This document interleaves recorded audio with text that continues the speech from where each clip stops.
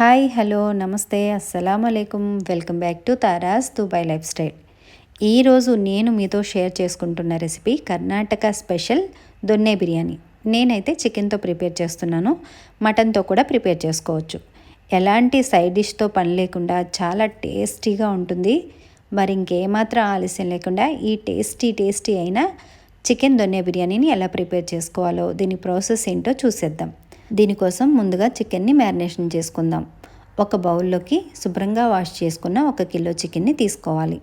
దానిలోకి 1/2 tea spoon పసుపు, 1 spoon ఉప్పు, 1 స్పూను కారం, 2 స్పూన్ల అల్లం వెల్లుల్లి పేస్టు, అలాగే కొంచెం పుల్లగా ఉన్న 1.5 స్పూన్ల పెరుగును కూడా వేసుకొని ఇవన్నీ చికెన్కి బాగా పట్టేలాగా మసాజ్ చేస్తూ చికెన్ని ఒక 5-6 నిమిషాలు బాగా కలుపుకోవాలి.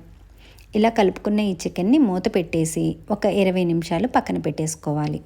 ఇప్పుడు దొన్నె బిర్యానీలోకి గ్రీన్ మసాలా పేస్ట్ని ప్రిపేర్ చేసుకుందాం. దానికోసం స్టవ్ పైన కడాయిని పెట్టుకొని 1 స్పూన్ ఆయిల్ని వేసుకోవాలి. ఆయిల్ హీట్ అయిన తర్వాత 2 ఇంచుల దాల్చిన చెక్క, 4 యాలకులు, 4 లవంగాలు, 10-15 మిరియాలు వేసుకొని 1 నిమిషం పాటు ఫ్రై చేసుకోవాలి. ఇప్పుడు దీనిలోకి పొడవుగా కట్ చేసుకున్న 3 ఉల్లిపాయ ముక్కలు, 4 పచ్చిమిర్చి ముక్కలను కూడా వేసుకొని ఒకసారి కలుపుకొని మూత పెట్టేసి ఒక 5 నిమిషాలు మీడియం ఫ్లేమ్లో కుక్ చేసుకోవాలి. మధ్య మధ్యలో చెక్ చేసుకుంటూ కలుపుకుంటూ ఫ్రై చేసుకోవాలి.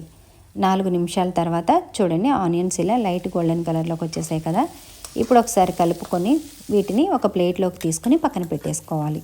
వీటిని ఫ్రై చేసుకోవడానికి నేను సెజమీ ఆయిల్ని అయితే యూస్ చేశాను. మీరు వేరే ఏ కుకింగ్ ఆయిల్నైనా సరే యూస్ చేసుకోవచ్చు. ఇప్పుడు ఇదే కడాయిలోకి ఇంకొక స్పూన్ ఆయిల్ని వేసుకొని సన్నగా చాప్ చేసుకున్న 1 కప్పు కొత్తిమీర, 1 కప్పు పుదీనా, 1/2 కప్పు మెంతి ఆకులను కూడా వేసుకొని వీటన్నింటినీ కలుపుతూ ఒక 5 నిమిషాలు మీడియం హీట్లోనే ఫ్రై చేసుకోవాలి. వీటిని ఫ్రై చేసుకున్నంతసేపు కూడా కలుపుతూనే ఫ్రై చేసుకోవాలి. అడుగు పట్టకుండా ఒక 5 నిమిషాలు వీటిలో వాటర్ అంతా అబ్జర్వ్ అయ్యేంత వరకు ఫ్రై చేసుకోవాలి. ఇలా ఫ్రై చేసుకున్న ఈ ఆకుల్ని ఒక ప్లేట్లోకి తీసుకొని చల్లగా అయ్యేంత వరకు పక్కన ఉంచుకోవాలి.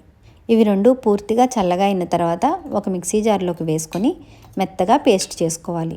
వీటిని పేస్ట్ చేసేటప్పుడు ఎలాంటి వాటర్ యాడ్ చేయాల్సిన అవసరం లేదు. ఆనియన్స్లో ఉన్న వాటర్ కంటెంట్తో వీటిని పేస్ట్ చేసుకుంటే సరిపోతుంది.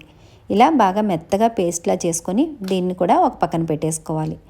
దొన్నె బిర్యానీలోకి కావాల్సిన గ్రీన్ మసాలా పేస్ట్ అయితే రెడీ అయిపోయింది. ఇప్పుడు దొన్నె బిర్యానీలోకి కావలసిన బిర్యానీ స్పైసెస్ని చూపించడం కోసం ప్లేట్లోకి వేసి చూపిస్తున్నాను. ఇప్పుడు స్టవ్ పైన ప్యాన్ని పెట్టుకొని 3 స్పూన్ల ఆయిల్ని వేసుకోవాలి. దీంతోపాటు ఫ్రెష్గా ఉన్న 2 స్పూన్ల నెయ్యిని కూడా వేసుకొని కొంచెం హీట్ అవ్వనివ్వాలి. ఇవి కాస్త హీట్ అయిన తర్వాత ముందుగానే తీసి పెట్టుకున్న బిర్యానీ హోల్ స్పైసెస్ని వేసేసుకొని 1 నిమిషం పాటు బాగా ఫ్రై చేసుకోవాలి.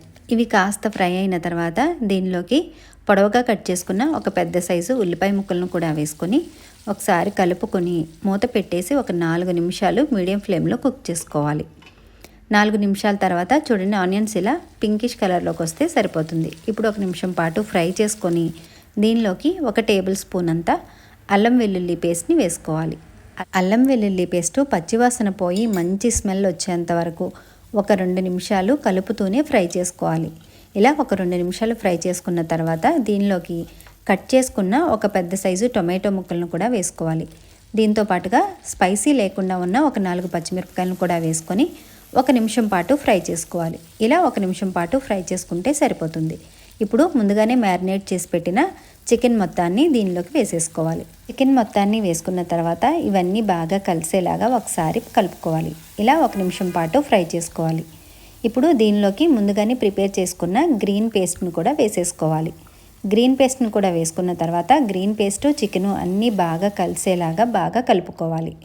ఇలా 1 నిమిషం పాటు బాగా ఫ్రై చేసుకున్న తర్వాత మిక్సీ జార్లో ఉండిపోయిన పేస్ట్లోకి 1 టేబుల్ స్పూన్ వాటర్ని వేసుకొని ఆ వాటర్ని అలాగే చికెన్ని మ్యారినేట్ చేసిన బౌల్లోకి 1 టేబుల్ స్పూన్ వాటర్ని వేసుకొని ఆ వాటర్ని కూడా వేసుకొని ఒకసారి బాగా కలుపుకొని మూత పెట్టేసి ఒక 5 నిమిషాలు లో ఫ్లేమ్లో కుక్ చేసుకోవాలి. వేసుకున్న ఈ గ్రీన్ మసాలా పేస్ట్ చికెన్కి బాగా పట్టేలాగా ఒక 5 నిమిషాలు లో ఫ్లేమ్లో కుక్ చేసుకోవాలి. చికెన్కి ఇంకా ఎలాంటి వాటర్ యాడ్ చేయాల్సిన అవసరం లేదు. మ్యారినేట్ చేసాం కాబట్టి త్వరగానే కుక్ అయిపోతుంది. ఇలా ఒక 5 నిమిషాల తర్వాత చికెన్లో నుంచి ఆయిల్ అయితే సపరేట్ అవుతుంది. ఇప్పుడు ఒకసారి కలుపుకొని దొన్నె బిర్యానీని జీలకర్ర రైస్తో ప్రిపేర్ చేసుకోవచ్చు, లేదా సోనా మసూరి రైస్తోనైనా ప్రిపేర్ చేసుకోవచ్చు. నేనైతే జీలకర్ర రైస్తో ప్రిపేర్ చేస్తున్నాను. నేను 2 కప్పుల జీలకర్ర రైస్ని తీసుకున్నాను. 2 కప్పుల జీలకర్ర రైస్కి 3 గ్లాసుల వాటర్ని అయితే యాడ్ చేశాను. 1 కప్పు జీలకర్ర రైస్కి 1 కప్పున్నర వాటర్ని యాడ్ చేసుకున్నాను. ఇప్పుడు వాటర్ వేసిన తర్వాత రైస్ని కూడా వేసేసుకొని ఒకసారి అన్నీ బాగా కలిసేలాగా ఒకసారి కలుపుకొని మూత పెట్టేసి ఒక 10 నిమిషాలు మీడియం ఫ్లేమ్లో కుక్ చేసుకోవాలి. 10 నిమిషాల తర్వాత ఒకసారి కలుపుకోవాలి. ఇలా రైస్ని కలుపుతున్నప్పుడు రైస్ కనిపిస్తూ ఉండాలి. అలా కనిపిస్తే రైస్ దమ్ముకి రెడీ అయిపోయినట్టే. ఇప్పుడు ఒకసారి బాగా కలుపుకొని అల్యూమినియం ఫాయిల్తోనైనా సరే లేదా తడి టవల్ అయినా సరే ఈ ప్యాన్ పైన పెట్టేసుకుని రైస్ని దమ్కి పెట్టేసుకోవాలి. నేను ఇప్పటివరకు పెద్ద బర్నర్ పైన కుక్ చేశాను. హీట్ తక్కువగా ఉండటం కోసం చిన్న బర్నర్ మీదకి మార్చుకుంటున్నాను. అలా చిన్న బర్నర్ మీదకి పెట్టేసుకొని ఒక 15 నిమిషాలు లో ఫ్లేమ్లో కుక్ చేసుకోవాలి.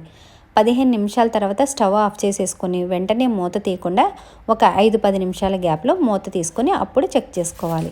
25 నిమిషాల తర్వాత చూడండి, నేనైతే అస్సలు కలపలేదు. మూత తీయగానే ఓపెన్ చేసి చూపిస్తున్నాను. చక్కగా పొడి పొడిలాడుతూ పర్ఫెక్ట్గా కొలతలన్నీ పర్ఫెక్ట్గా సెట్ అయ్యాయి. చాలా టేస్టీగా యమ్మీగా చికెన్ దొన్నె బిర్యానీ అయితే రెడీ అయిపోయింది. ఇంక దీన్ని వేడివేడిగా సర్వింగ్ బౌల్లోకి తీసుకొని సర్వ్ చేసేసుకోవడమే. మటన్ దొన్నె బిర్యానీని ప్రిపేర్ చేసుకోవాలన్నా ఈ ప్రాసెస్ అంతా సేమే. మటన్ని మాత్రం ముందుగానే వాటర్ వేసి ఉడికించుకున్న తర్వాత అప్పుడు రైస్ని వేసుకొని దమ్ పెట్టుకోవాలి. ఇంకా మిగిలిన ప్రాసెస్ అంతా సేమే. నేను ప్రిపేర్ చేసిన ఈ రెసిపీ మీకు ఎలా అనిపించిందో కామెంట్ చేయండి. అలాగే ఈ రెసిపీని లైక్ చేయండి. మీ ఫ్రెండ్స్ అండ్ ఫ్యామిలీతో షేర్ చేసుకోండి. ఇలాంటి మరిన్ని రెసిపీస్ కోసం నా ఛానల్ని తప్పకుండా సబ్స్క్రైబ్ చేసుకోండి. Thank you for watching. Allah Hafeez.